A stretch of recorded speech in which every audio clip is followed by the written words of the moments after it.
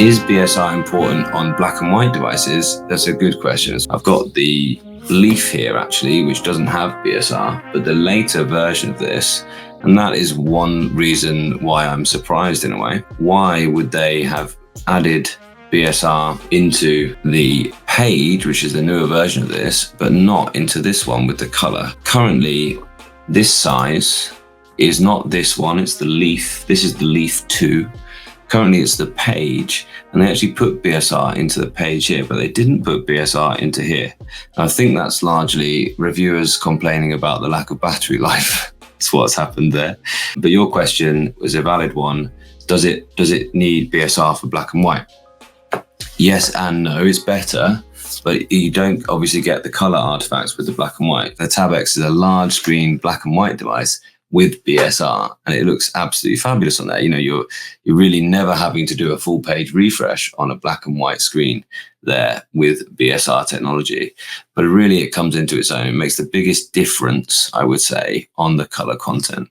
And you can just see here, I have been through several times this, and I'm just thinking to myself, it's very difficult to sort of, you do a full screen refresh, it looks great. I've gone through all the different modes, you know, normal mode.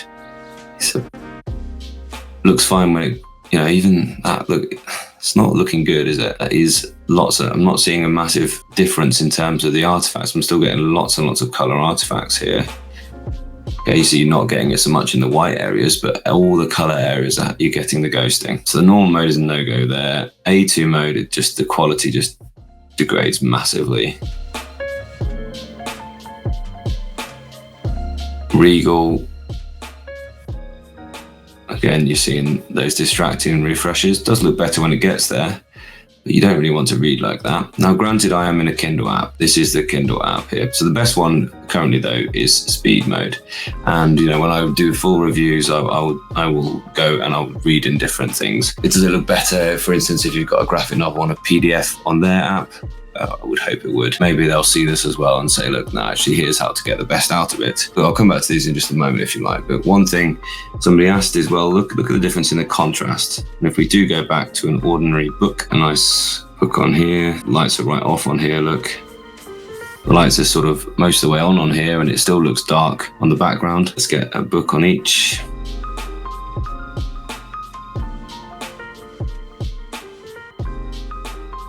You can see it's slower, and one thing you might notice is how snappy this device is.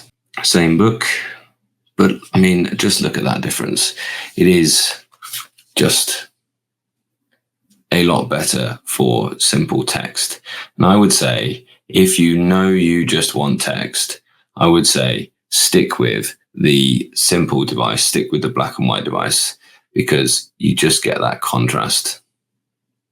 Far better. The white space is white. If you want just text, then I think that is better. It's fine. There's nothing wrong with this.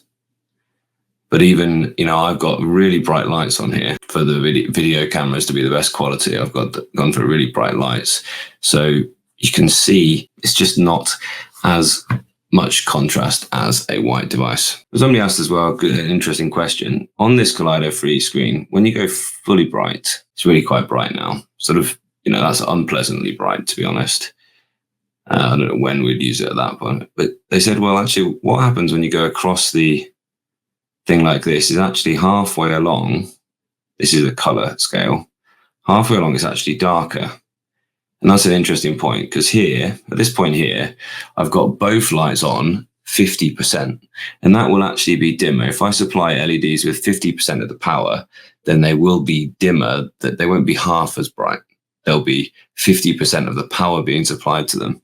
So I've got two sets of light here that are less than half as bright as this side, where now I've just got the warm lights on their full brightness, and this side where I've just got the white lights on their full brightness.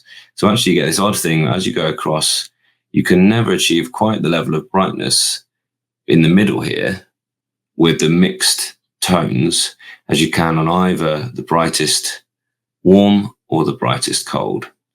Now, in any case, most of my life with Kaleido Free, I tend to live somewhere around here, and that tends to sort of match roughly what ordinary black and white ink looks like without any light at all.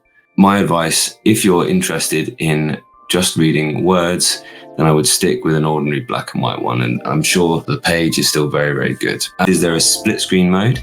And no, there isn't. I think if they've just made a choice here to only use split screen on the larger devices, there seems to be no option at all for a split screen mode in here. I don't know if there's any ways to add it in. No, there isn't. So that's where that lives. You can't do split screen there. I think they're just thinking it's a bit too small. Incidentally as well, I don't know if you noticed, but my text is slightly larger than it comes shipped, and that's in the settings.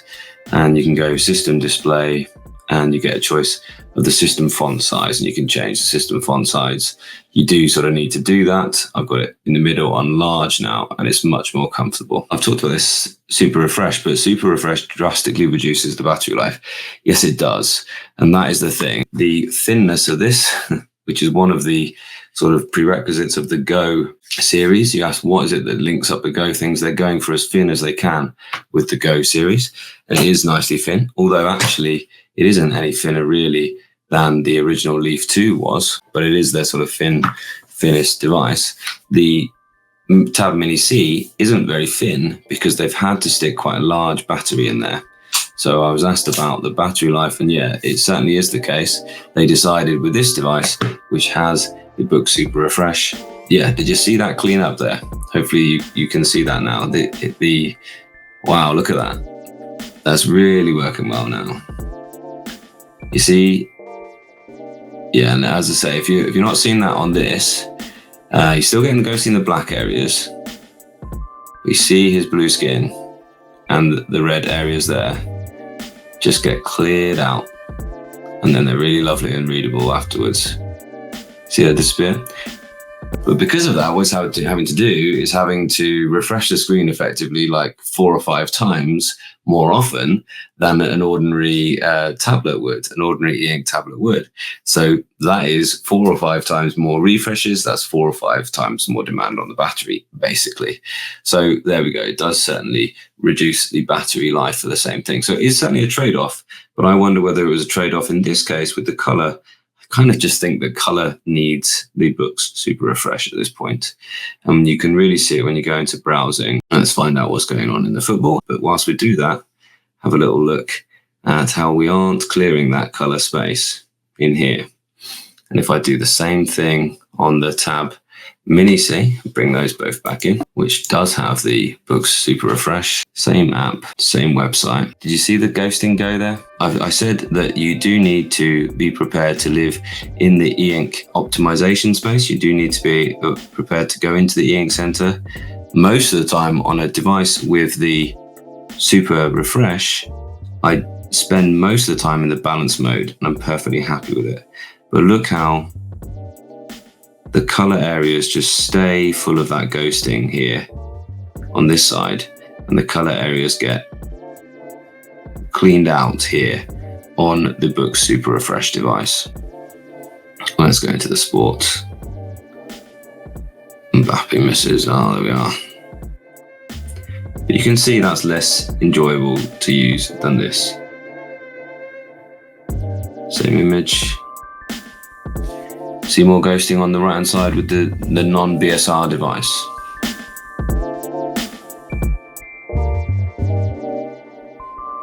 So yeah, it uses more battery life, but you do get, it is a trade-off, you do get something in return for that.